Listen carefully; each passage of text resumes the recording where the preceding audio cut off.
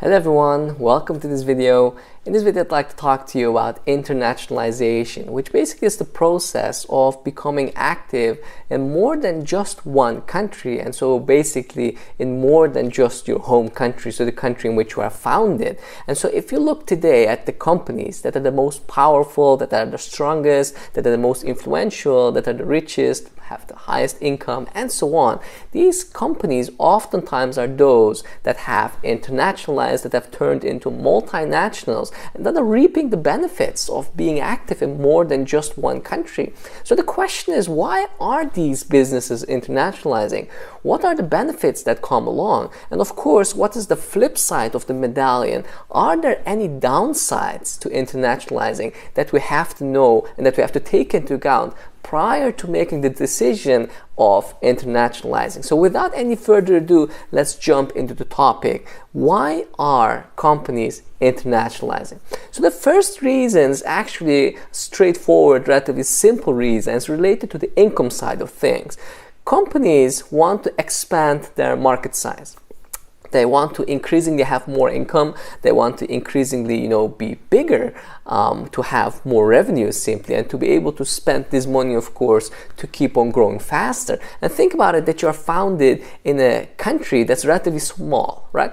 A country like the Netherlands, where I was born and raised, but also Belgium, Luxembourg, Liechtenstein even. These countries are not big, and so you're very quickly already going to get to the limits of your domestic market, in terms of there are not that many people to whom you can sell things. If that's the case, and you need a bigger market, bigger presence to be able to sell more and get more income to eventually grow faster, of course you need to look beyond your country's borders, boundaries. That can even be the case if you are a big country. You even see that companies from the US, that companies from China are still deciding to internationalize, because hey, sure, if you're a Chinese company, you might have more than 1 billion consumers, but 7 billion people which are basically all of the people on this planet, are still more than just the about 1 billion people that are there in China, 1.5 billion. So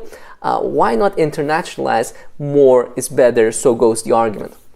So that's the income side of things. But then we also actually have a cost argument, which basically is as follows. Companies have variable costs that increase with activity. So if you sell more, if you do more, you have more costs. But companies also have fixed costs, which are costs that are going to be fixed. They are going to be the same regardless of what you're doing. So think about oftentimes lighting of your warehouse. Think about the rent that you pay again for your warehouse. If you're going to sell in more locations, but if you're going to keep, for example, that one warehouse fixed because it's a large warehouse and will help you to sell to all of these places from that one warehouse, or if you have servers, but these servers have massive capacity, so even if you're going to be active in many more countries, these servers might still be handled the capacity.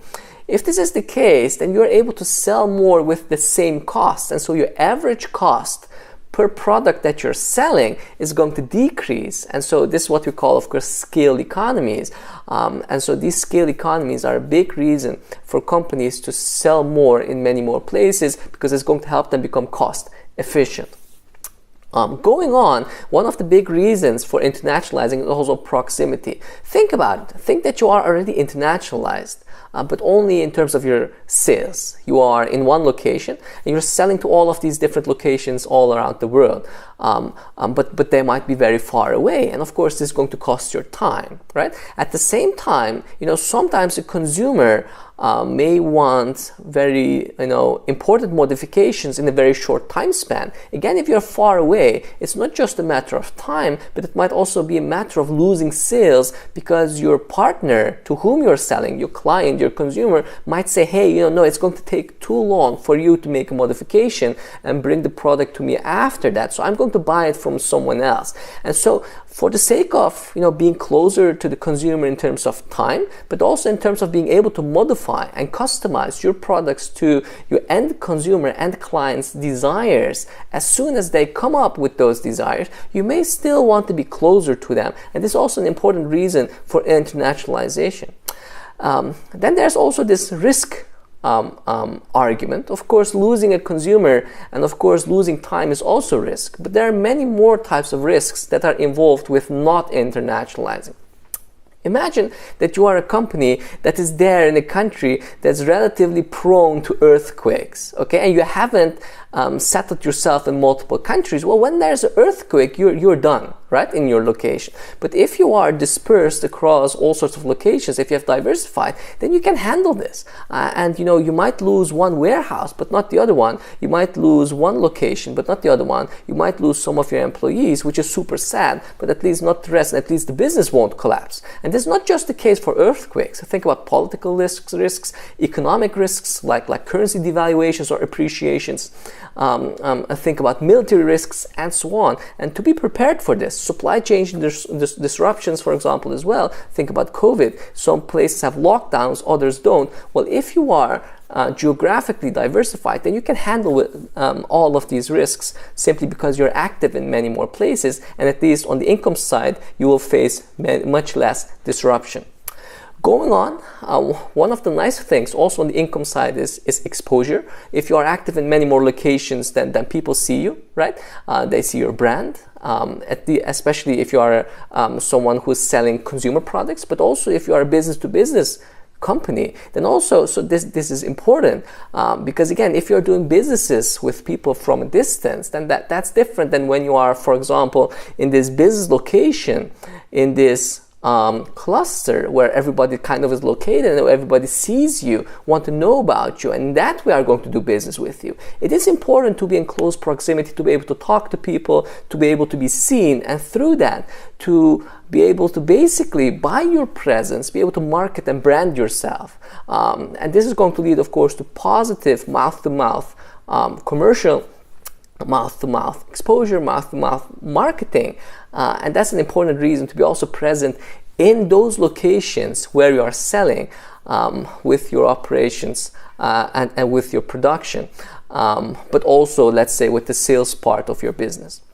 Finally, the benefit that I would like to talk to you about in relation to internationalization is the benefit of resources in other markets. Think about it. There are some resource like human capital that might not be equally be distributed across all countries. Some countries have better human capital in terms of more people that are higher educated, or let's say cheaper labor. And both is important, right? If you want to have people that are higher educated, and if you can't find enough of those people in your own country, you might need to internationalize to be able to benefit from it in this other country. If you want cheap labor, you might have to relocate, or you might have to open this new business unit in a location where you can actually benefit from this cheap labor. And think about all like other sources of input that are also important resources, right? Think about oil, think about gas, think about important material that are important for your production process, right? As steel, think about whatever comes to your mind and whatever is important for your product. If it is not readily available in your home country, again, for the sake of time, for the sake of preventing supply chain disruptions, for the sake of preventing important costs related to logistics, you may want to move to where these resources are available. So having said all of these benefits, you might think, especially if you have a business, hey, I'm going to internationalize. But of course, there's also this flip side of the coin that you have to think about. Otherwise, everybody would readily go and internationalize, which is basically, sadly, not the case. And so you have to think about the downside of things, which is basically that, wherever you go, wherever you internationalize, you always have to adapt to that location. First of all, of course, you're going to either sell somewhere else or also be physically present over there. And we're going to talk about the types of internationalization in a bit. But regardless of what you're going to do, of course, you have to invest in this whole process, right? You have to invest in logistics, you have to invest in buildings, you have to invest in people that are knowledgeable about internationalizing, and all of that has to be done. Then, of course, you have also customs, right? Especially if you're selling from one location to the other, you have to deal with customs in terms of time, in terms of money, in terms of knowing the process. process. And then of course there are also financial transactions. If you have a headquarter in country A and you're operating in country B and you're going to have financial transactions between locations because you're perhaps producing in one location, selling in the other one, then of course all of these financial transactions have also costs with them, and all of this you wouldn't have had if you were just present in one country. Going on, cultural differences are also very, very important. You are producing something, or at least you have had this idea in one country with one type of population. Of course, your own home country might also be like multicultural. You might know different people, but where you go to oftentimes is very different.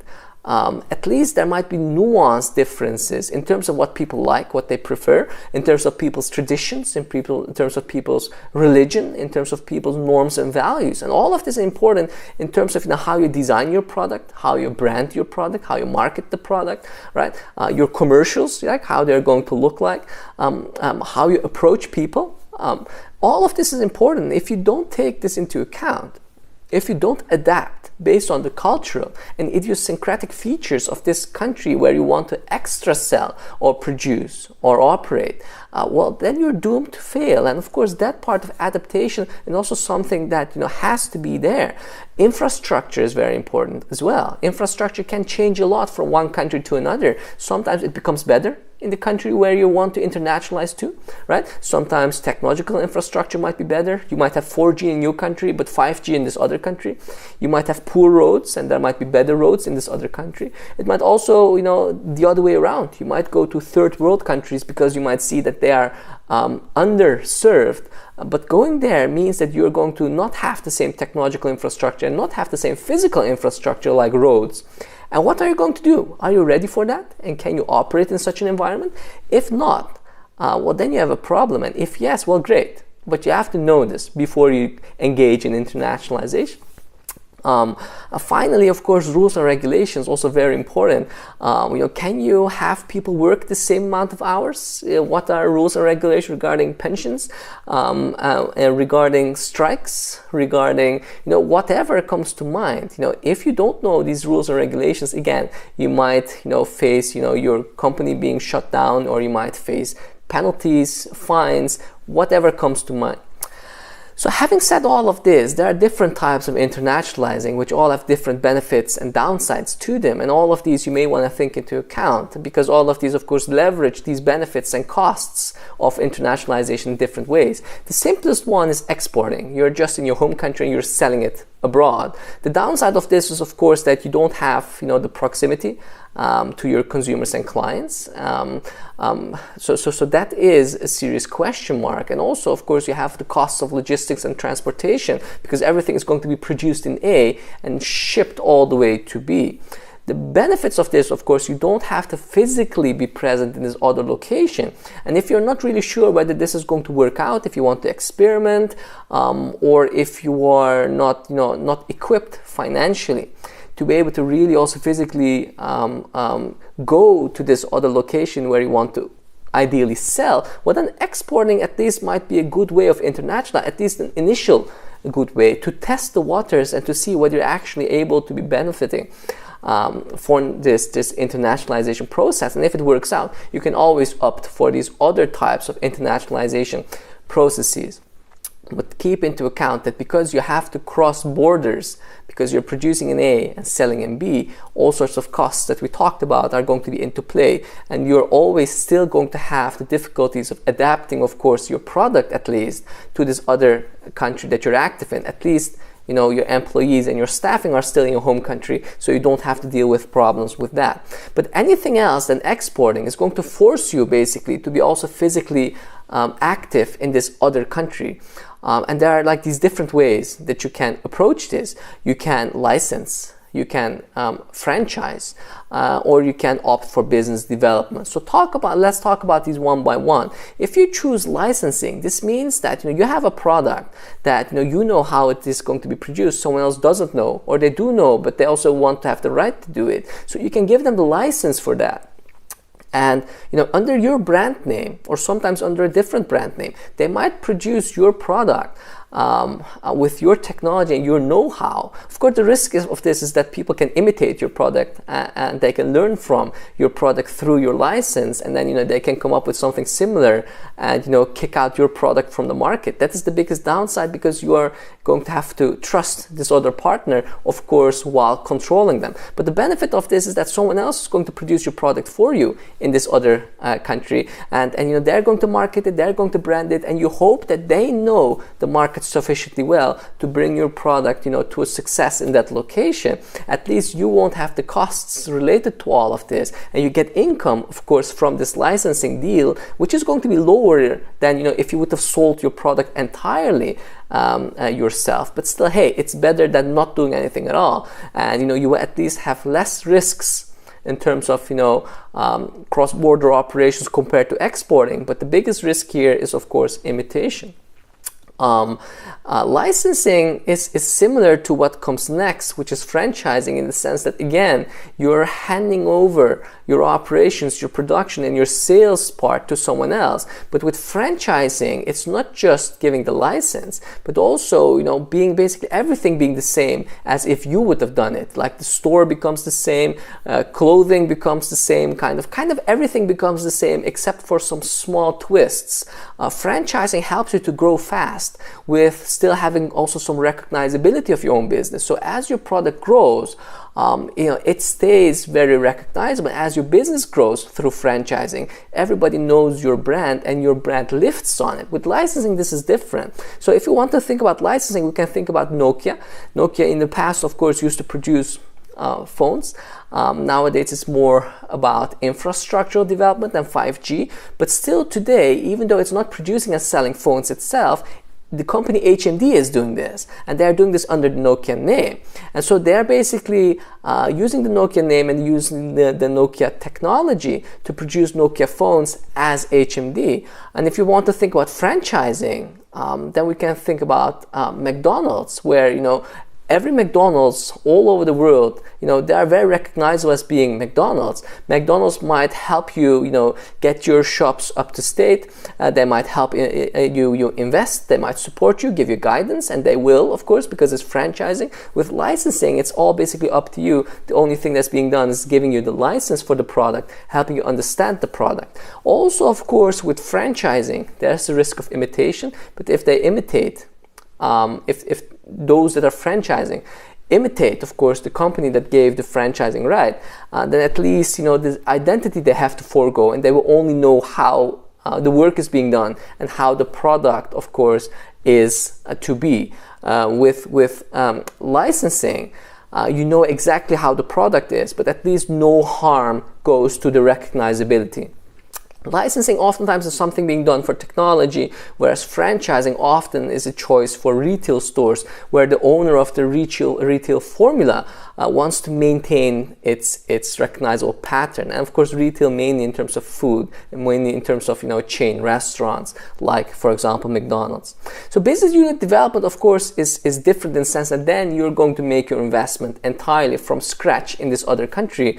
So this can be either a brownfield investment, where there's already this plant that you are just going to tweak and make it up to the desires that you want, or this can be a greenfield investment where you're going to develop your businesses from scratch. In any case, no exporting is involved and no other party that's going to license or franchise is involved. You are from 0 to 100. You're basically responsible for everything yourself. You're going to get all of the benefits, but you're also going to have all of the costs. Whereas with licensing, with franchising, at least the cost part is much less. Whereas there's the risk of imitation. Still, there's a lot that you save, and of course you would get the income from franchising and from licensing without actually having to get into all of these costs.